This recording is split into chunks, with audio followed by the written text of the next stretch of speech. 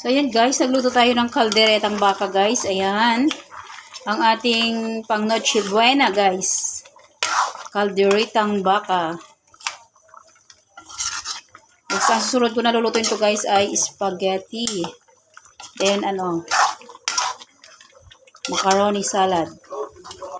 At fudgy bar cake and graham.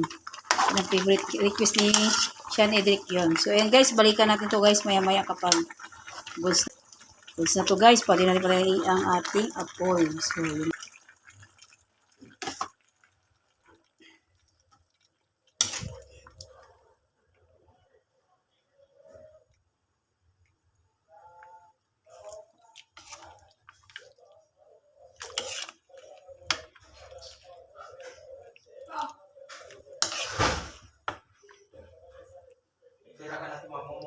Beef caldereta.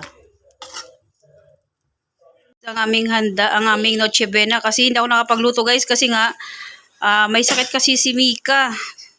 So ayan lang ang aming handa is spaghetti. So ayan. Hindi ko na pinakita sa inyo guys kung paano ang procedure sa pagluluto ko nito. So ako ayan yung macaroni salad ko guys. Tapos ang aking ginawa na fudgy bar graham cake. So ayan. Saka tasty at saka prutas. Yan na rin. May kasamang mga drinks na alak. Yan po to. So yung ham guys, hindi ko na niluto. Saka yung inihaw na baboy kasi tinatamad na ako guys. Saka wala naman kaming bisita. Kami lang rin naman. 4. So ayan lang aming noche buena guys. So, yun lang guys. Thanks for watching. Please like, comment, share, and subscribe.